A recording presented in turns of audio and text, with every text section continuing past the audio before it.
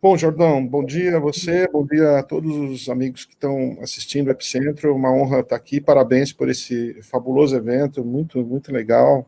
Um abraço aí para o Christian, se ele estiver vendo, eu sou admirador do trabalho dele. E, enfim, estou nessa jornada do conhecimento já há mais de 3 décadas, né? Trabalhando com conhecimento, fundei a HSM, levei a HSM para o mundo inteiro, saí há 4 anos atrás, aí decidi eu empreender em mim mesmo com as ideias que eu desenvolvi através do mundo da gestão, e desde os últimos 4 anos, junto com o Sandro e com o Adriano Estrades Gomes, publiquei 5 livros, né, e todos eles indo muito bem. Acabamos de publicar o Estratégia Adaptativa, muito feliz, e com relação aos eventos aí, a viagens para o Silicon Valley, eu fiz isso há 35 anos atrás, e levava um monte de gente, né? A viagem um pouco mais, era 35 pessoas, só CEOs, e a gente ia lá, falava com os CEOs das empresas, né? E, enfim, era muito legal, e fico contente aí que o brasileiro continua viajando, continua explorando. É importante sair daqui. Bom, o que eu vou falar hoje é diferente, tá? Vou falar sobre um dos meus últimos livros. Agora, acabei de lançar o Estratégia Adaptativa, mas no começo do ano lancei o Algoritmo da Vitória. E como é que eu cheguei aqui? Eu fui atleta de competição, né? Fui tenista. Graças ao tênis que eu estou aqui agora com vocês. Eu consegui estudar nos Estados Unidos e fazer mestrado, graças ao tênis, que me tirou de um lugar que eu não teria condição nenhuma de fazer. E sempre fui apaixonado, continuo seguindo, vou todo ano assistir algum grande slam, e eu sempre fui apaixonado, não só por esses jogadores maravilhosos que a gente vê, o Federer, o Nadal, tudo, mas para as pessoas que estão por trás, né? Quem são os caras por trás dos high performers, né? Porque às vezes a gente vê um CEO, vê um atleta, vê qualquer pessoa de destaque, pô, você só vê o cara, mas pô, você pode ter certeza que tem gente lá atrás que talvez tenha sido responsável, né? Inclusive, quando eu entrevistei o Guga, eu perguntei para o Guga se ele seria o Guga sem o Larry. Ele falou, jamais. Perguntei também para o Michael Phelps se ele seria o Michael Phelps sem o Bob Bowman. Ele falou, jamais. Então, essa paixão por quem está atrás sempre me chamou a atenção. E nos últimos 5 anos, eu me dediquei a fazer uma pesquisa enorme sobre esses caras, né? Não só no tênis, mas também em todos os esportes. Então, nós estudamos os principais técnicos de praticamente todos os esportes. Foram mais de 200 técnicos estudados. A gente estudou 20 em profundidade.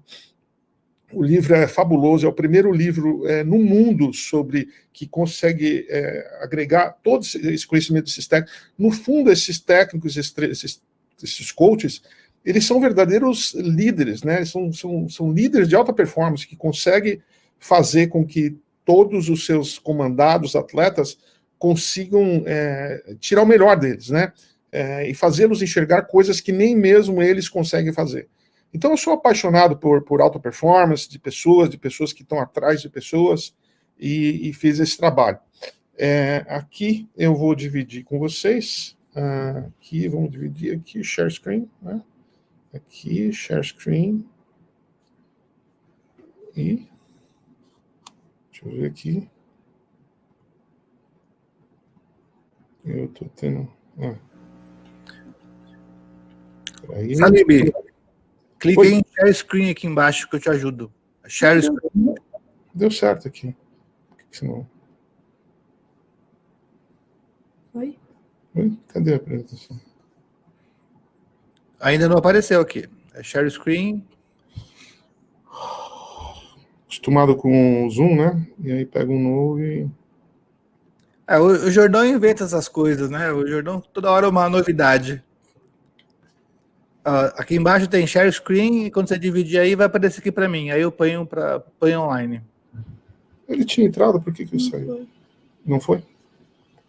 Não, ainda não. Chegou a Expert, isso, pronto. Ainda bem que a gente tem uma teenager aqui que ajuda a gente, né? São as melhores experts do mundo. Enquanto ela está me ajudando aqui, que é um mistério, né? Toda vez é um mistério. Se for o caso, eu consigo falar sem PowerPoint também, né? Quem é? Oi? Ô, Salib, você também pode sair e entrar de novo e eu te acompanho. Tá. A gente aguarda um minutinho, tranquilo. Só sair, entrar de novo.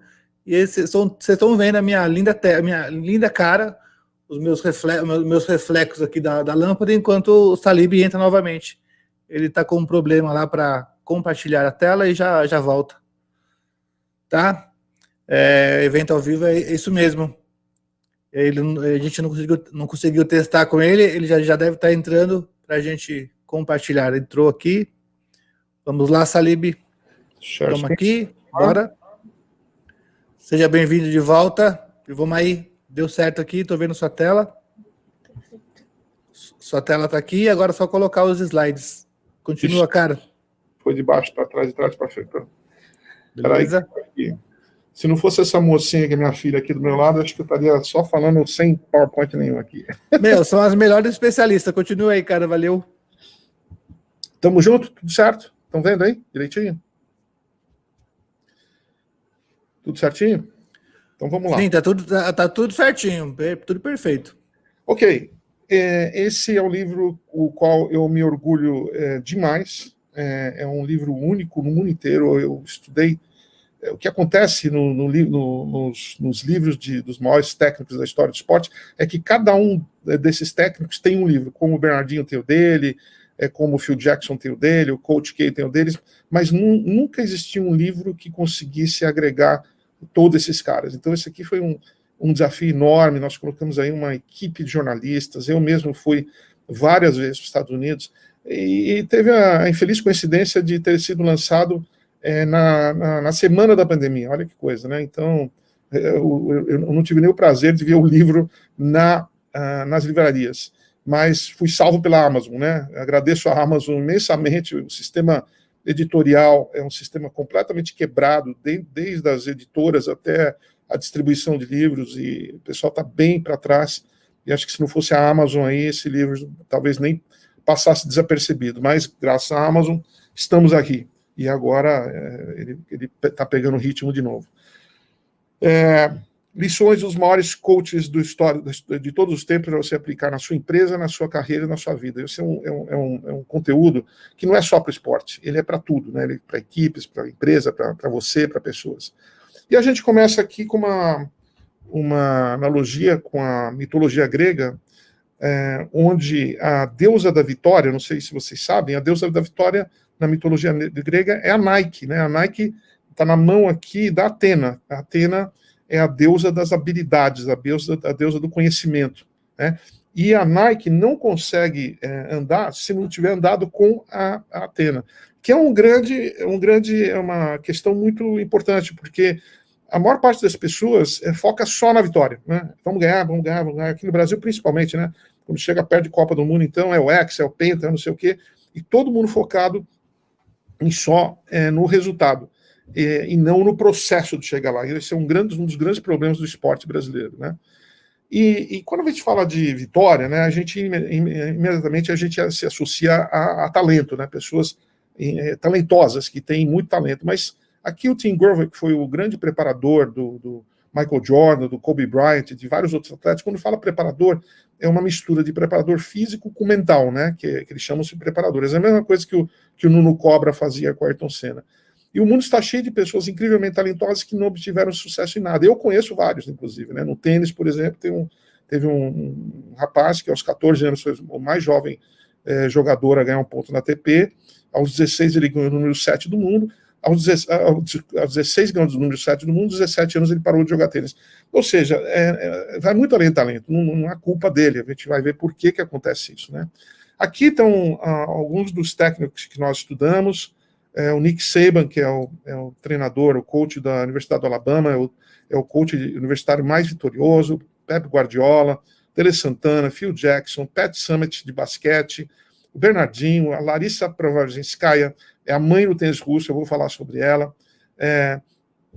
Aqui o Bill Belichick do Patriots, o Bob Bowman, o Alex Ferguson do Manchester United, o Brad Gilbert, que levou o Andre Agassi a 8 Grand Slams, o John Wooden, que foi um técnico memorável de basquete, ganhou mais de 11, ganhou 12 campeonatos universitários nos Estados Unidos, e talvez seja um dos pais de todos os coaches do mundo inteiro. O Glenn Mills, né, o treinador do Usain Bolt, e o Zé Roberto Guimarães, aqui, que gentilmente endossou o nosso livro e participou da nossa pesquisa. Né? Então, o que esses melhores técnicos têm em comum? Né? Isso que a gente procurou saber nessa pesquisa. Né?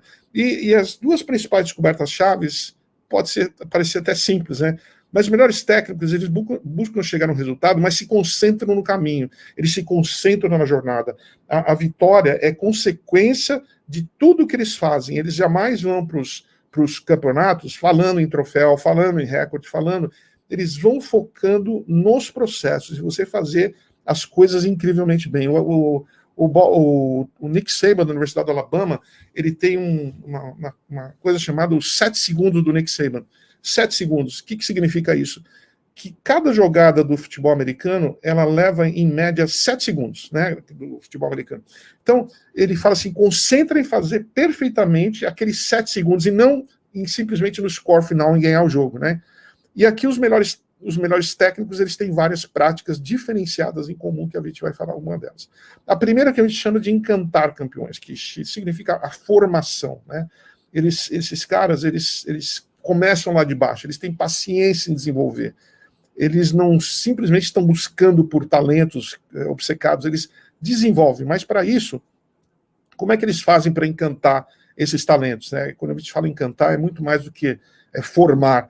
É a mesma coisa que se tivesse aqui uma fada que transforma o sapo ou a sapa num príncipe ou numa princesa. Né? Então a primeira coisa que eles fazem é detectar quem pode ser encantado. Nem todos podem, lembra do talento? Às vezes você tem uma pessoa extremamente talentosa, mas você não tem as outras qualidades que nós vamos falar em seguida para você poder desenvolver. Você tem que encantar essa pessoa no sentido de formá-la como se deve.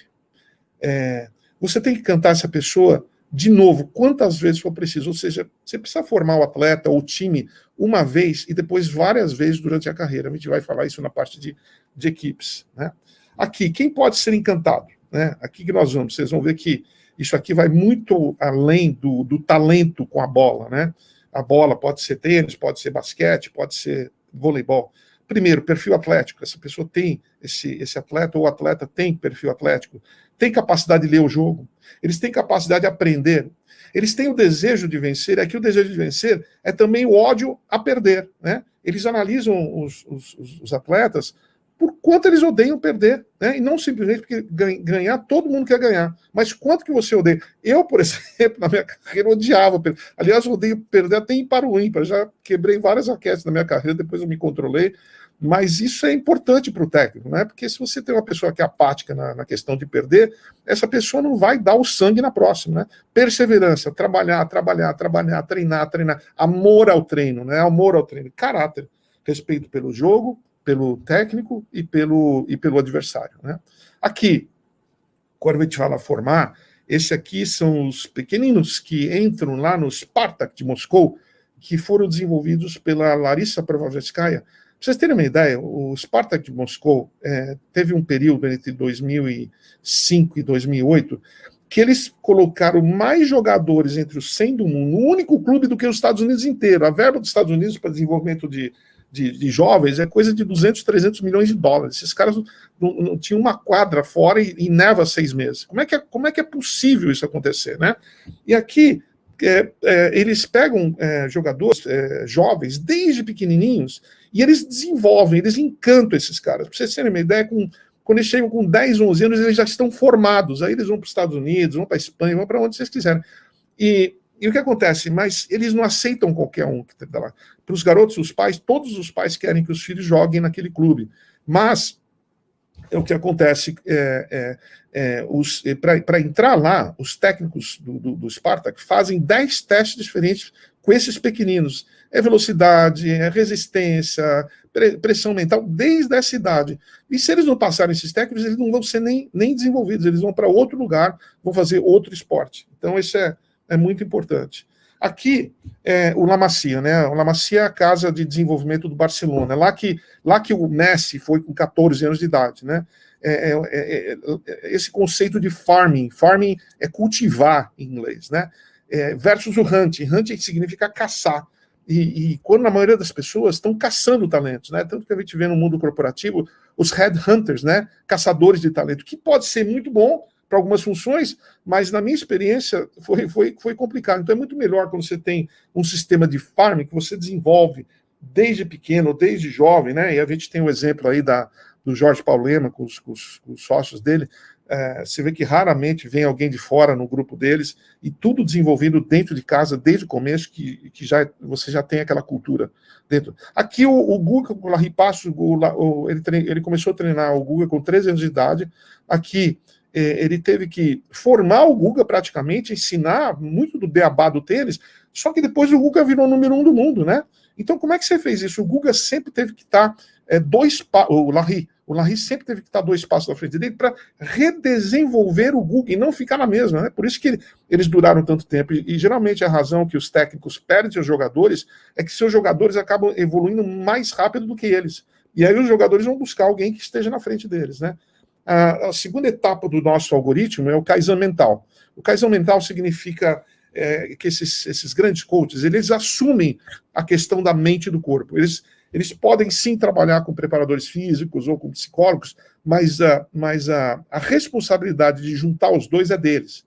E quando você junta os dois, você tem um ganho muito forte.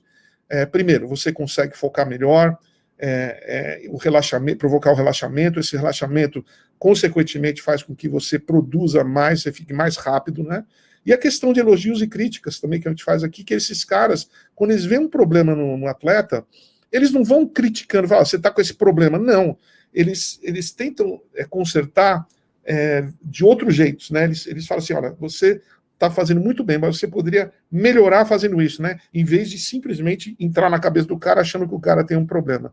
Aqui, o Nuno Cobra treinou o Ayrton Senna, foi responsável pelo grande parte do sucesso da carreira. O Nuno Cobra, inclusive eu participei disso, né? O Ayrton deve ter a minha idade, deveria ter a minha idade agora. Ele era piloto de Fórmula 3, ele mal conseguia acabar uma corrida. E ele implorou para o Nuno Cobra treiná-lo, né? Só que o Nuno Cobra naquela época treinava a turma do tênis, inclusive eu.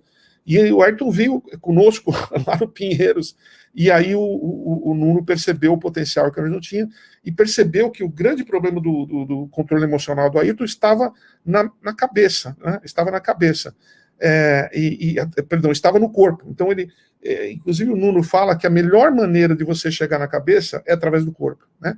E através do corpo vocês viram que o Ayrton conseguiu ser um dos maiores pilotos, se não for o maior piloto da história do automobilismo, né? Aqui, construindo um time escalador, que é a etapa número 3, né? Como você constrói uma equipe escalador? Na nossa pesquisa de muitos anos, os integrantes devem ser complementares, em técnica, comportamento e experiência. Esses grandes treinadores não estão buscando somente os melhores em cada posição. Se você buscar os melhores em cada posição, é isso que você vai ter, mas não necessariamente eles vão saber jogar juntos, né?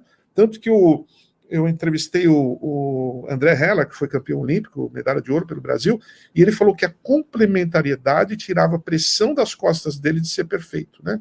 O time precisa ter pontos fortes individuais, mas com ego sob controle. Aí que está a arte desses grandes treinadores. Eles sabem, todo mundo quer ter um Romário no time, um Neymar, mas eles sabem gerir esse ego, né? Quando você perde, você não tem controle sobre esse ego, puta, vira um desastre. Aquele próprio talento vira um desastre para o time, e o time inteiro acaba pagando preço.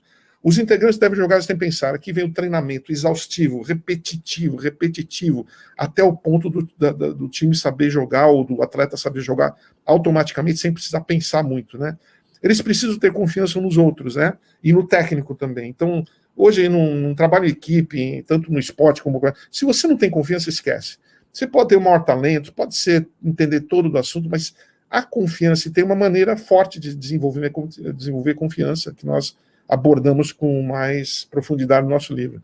Eles têm que enxergar o técnico como líder, não somente como técnico, né? ser realmente um líder. Codificar a comunicação. Esses grandes treinadores, eles desenvolvem uma capacidade muito forte de criar códigos de comunicação que causam uma ignição muito forte nos seus atletas. Aqui você tem um exemplo do Guga, né? O Guga, sempre quando ia jogar, o Larry falava para ele, vai cavalo, vai cavalo. E eu, nas minhas entrevistas com os dois, eu fiz separados, eu perguntei, mas o que significa o cavalo? Perguntei para o Guga, ele falou, Salib, significava muito para mim. Quando o Larry falava aquilo, por aquilo me dava um sentimento de força, me dava uma calma, me dava uma coisa de imponência. Eu falei, mas como é que surgiu essa história? O Larry treinava o Guga na sua academia em Camboriú, num vale, e toda tarde passava um cavalo velho lá, e o Larry, para dar um susto no cavalo, chegava e gritava para o cavalo, vai cavalo, e o cavalo levava um susto e saia correndo. E o Guga também. Então eles conseguiram associar essa questão do cavalo, da comunicação. E a gente percebeu que esses grandes treinadores desenvolvem essa ignição, né, esses códigos de ignição que fazem os seus atletas andarem. Por exemplo, o Phil Jackson fazia os seus atletas no Chicago Bulls e no Lakers assistirem filmes, né, com algum tema. O Brad Gilbert e o André Agassi conversavam muito durante de estratégia estratégia e tática nos jantares. A Larissa Prejovenskaya, que foi a mãe do tênis russo feminino, se vocês imaginarem que todos os anos vocês vão ver pelo menos 20 jogadoras da Rússia e também dos países vizinhos que eram parte da União Soviética, que foram pupilas dela e do sistema delas, né? E ela treina as meninas desde muito pequena, então ela levava essas crianças para a quadra, e quando elas faziam o golpe perfeito, ela pegava e dava sorvete para as meninas, e levava as meninas para tomar chá na sua casa, né? A Larissa tinha uma técnica que chamava imitácia, né? E ele fala assim, o segredo está no golpe perfeito. Uma vez que você tem os golpes perfeitos, todo o resto acontece. Por escrito, o Michael Phelps detestava conversar pessoalmente com o Bob Bowman. Então toda a comunicação deles era via texto, né? A Pat Summitt tinha, que é a mais vitoriosa técnica de basquete dos Estados Unidos, universitário, ela tinha uma carta de princípios que era muito bem lida e entendida para todas as suas jogadoras, né? Estrategizar, né? Estratégia e tática, né? Aqui muito forte. É uma cascata de escolhas. Isso aqui, se você for colocar no mundo corporativo, você vai ver que tem a mesma coisa, né? Por que competir, né? Todos esses grandes treinadores têm uma razão a mais do que simplesmente a vitória, né? É tipo um propósito, né? Aonde competir? Você vai ter que fazer uma escolha, como competir, a parte de tática, né? E como vencer, com que capacidades e com que sistemas de apoio. Então, essas 5 perguntas sempre levam esses grandes treinadores. Aqui, por exemplo, o Johan Cruyff, que foi o grande treinador que fez o futebol do Barcelona, né? O propósito dele era fazer um futebol jogado com o cérebro, né? Isso é muito mais, vai além do que simplesmente ganhar. Aqui o Phil Jackson desenvolveu uma tática chamada o triângulo ofensivo, onde todos os jogadores atacam e defendem juntos, né? E eles vêm como um trator para cima dos atletas e caem como um trator em cima dos adversários, né? Criar um ambiente de crescimento, etapa número 6, né? E ambiente de crescimento não significa estrutura, não significa dinheiro. Você vê que o Brasil, por exemplo, gastou bilhões aí para fazer aquele centro olímpico e hoje você está lá tudo jogado. Então não adianta. Ambiente de crescimento significa ter estrutura, ajuda também, né? Mas principalmente governança, processos, relacionamentos entre o técnico e os atletas, né? E os pais e quem está em volta, né? E a cultura, como a cultura corporativa é muito importante para a empresa, a cultura também é muito importante para esses treinadores. Cada um desenvolve sua própria cultura. Esse aqui, para vocês terem uma ideia, é o Spartak de Moscou. Você neva 6 meses por ano, você tem lá a maior parte das quadras fora, né? Você tem uma só coberta, e aqui eles fazem inúmeros jogadores que ficam entre os 20 maiores do mundo, às vezes até número 1 do mundo, né? E aqui, às vezes, eles têm que treinar no inverno, porque é o que eles têm.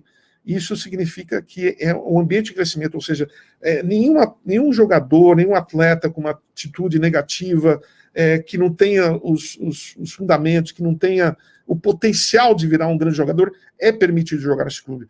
E aí você faz, quando você permite alguma coisa ruim entrando no seu ambiente, aquele ambiente já vai ficar machucado e não vai ser um ambiente de crescimento, né? E nesses ambientes, né, esses grandes treinadores, eles dividem entre ambiente de estabilidade versus dinamismo. E a gente vê em técnicos que ou criam estabilidade demais, paparicando seus jogadores, tratando como filho, ou simplesmente levam essa turma a um nível físico completamente insano, e, no caso, esses grandes treinadores têm esse pêndulo do balanço entre as duas coisas. Eles criam estabilidade para os seus atletas, que se sintam protegidos, se sintam em casa, mas, ao mesmo tempo, sabem que eles vão ter que ir além da sua capacidade, eles vão ter que treinar muito, eles vão ter... Então, essas duas coisas, né? Porque você pega, por exemplo, a Pat Summitt, que foi até a mais vitoriosa do basquete universitário americano. É uma mulher assim que ela exigia das suas treinadoras, das suas jogadoras, um nível de comprometimento, de treinamento muito forte. Levava as meninas à loucura, inclusive era muito agressiva com as meninas. Mas quando uma delas tinha uma cirurgia, a primeira pessoa que a menina via quando abria os olhos era a treinadora, né? A treinadora, inclusive, levava as meninas para jantar em casa, fazia 5 tipos de jantares diferentes para seus jogadores. Então, esse é o que a gente chama de estabilidade versus dinamismo, né? O aprendizado a 5 caixas, ou seja, esses treinadores tem que estar sempre 2 passos à frente dos seus comandados. O Bob Bowman, por exemplo, que treinou o Michael Phelps desde os 11 anos, ele com 15 anos, o Michael Phelps já era recordista mundial. E eu perguntei para o Bowman o que ele fez. Ele falou assim, cara, eu tive que aprender muito, porque se eu não aprendesse, se eu não tivesse sempre 2 passos acima do Michael Phelps, ele iria me abandonar. Então eu tive que sempre ler muito, aprender muito, conversar muito, assistir muito, ver tudo. E geralmente os técnicos que conseguem que os atletas conquistem vários títulos, eles acabam se acomodando, né? E é por isso que os atletas acabam mudando. Aqui nós temos um outro exemplo de aprendizado a 5 caixas, né? Que é o Zé Roberto Guimarães. O Zé Roberto Guimarães, ele está no vôlei há mais de 30 anos e ele não conseguia ganhar uma medalha de ouro. Ele batia na trave, ganhava prata, ganhava bronze, mas não conseguia. E o que ele teve que fazer? Ele teve que... Ele entendeu que ele teria que treinar jogadoras que jogariam contra as brasileiras. Aí ele morou na Turquia e na Itália durante 4 anos para treinar esses jogadores, para entender essas jogadoras e para entender os técnicos que ele ia jogar contra. A partir disso, ele conseguiu vir para o Brasil, e o Brasil aí tem várias medalhas no Mundial, na Olimpíada, medalhas de ouro, é uma das potências do vôlei feminino, né? Então, às vezes a gente tem que sair da nossa zona de conforto para buscar coisas maiores, né? Aqui a gente fala que o algoritmo, né? O algoritmo, na verdade, não tem uma ordem aqui para todo mundo, né? Cada treinador, cada líder tem o seu próprio algoritmo, tem partes que ele faz melhor, tem outras partes que ele faz pior, ele tem que se descobrir qual que é o melhor algoritmo e o que ele tem que fazer para melhorar. E aqui a gente fala o hardware, né? Que o hardware que roda o algoritmo.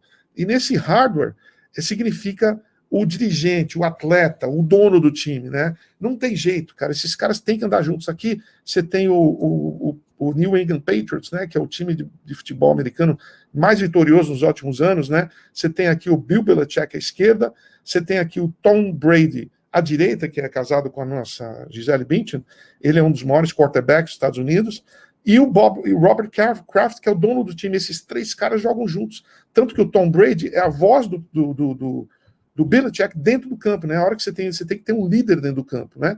E para vocês terem uma ideia, o Belichick, ele foi mandado embora, ele foi dispensado do último time que ele estava, porque o dono do time queria ter mais projeção que ele.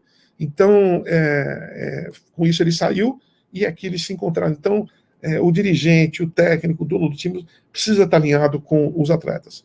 E com isso, aqui o algoritmo funciona, encantar campeões, Kaizen mental, time escalador, código da comunicação, estrategizar, ambiente de crescimento, aprendizado, algoritmo, que é o algoritmo, e mais o hardware, né? Então, com isso aqui eu encerro meus remarks, que é um evento mais curto, né? Que para mim é muito mais difícil uma palestra curta do que uma palestra longa, eu gosto de falar muito, mas procurei dar os insights do que significa esse livro. Esse livro vale a pena, uma maneira muito legal de você saber sobre liderança, tendo o esporte como exemplo, né? Então, vale a pena, o livro está muito bem fundamentado, quase como uma enciclopédia, assim, a velha enciclopédia, Wikipedia, é uma Wikipedia do esporte, não, uma enciclopédia, desculpa, né? Eu venho da época da enciclopédia, mas que tem tudo lá, a gente foi muito pesquisado, e ele continua firme e forte aí, né? Logicamente, lutando contra esse sistema editorial, que é um caos para quem é autor, para quem pensa, né?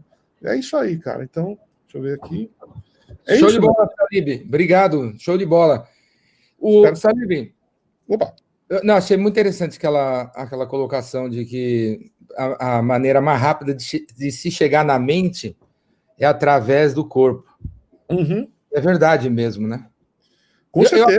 Vou te falar, até acho uma super sacanagem com o Usain Bolt, com você, com a turma do tênis, com o Federer, e etc., com o Michael Jordan, a gente pegar essa palavra performance, alta performance, e colocar como adjetivo do planilheiro. Tipo assim, eu acho ridículo você falar assim, o que você acha de ter alta performance e fazer Excel? Eu acho uma puta sacanagem, sabe? Bem, fazer Excel é alta performance, associar com alta performance. Mas é por aí mesmo, né? Se a gente quer mudar a nossa mente, acho que o caminho mais rápido é o corpo, né? Inclusive, se você lembrar, o Usain Bolt, ele sempre, quando acaba as corridas, quando ele está no último segundo lá, você vê um sorriso na cara dele, né? E, na verdade, muitas pessoas podem achar que ele é um cara que tem muito talento e que ele está achando engraçado, ou que ele está tirando sarro até do concorrente dele. Mas, na verdade, o Glenn Mills, que foi o treinador dele, ele aprendeu que o atleta, quando ele corre feliz, ele corre mais relaxado, e quando ele corre mais relaxado, ele corre mais rápido, né? Então ele sempre procurou colocar felicidade na cara do Usain Bolt, né? Então aquela cara lá, aquele sorrisinho lá tem muito mais do que as pessoas imaginam, entendeu? Por isso que ele corre daquele jeito, né?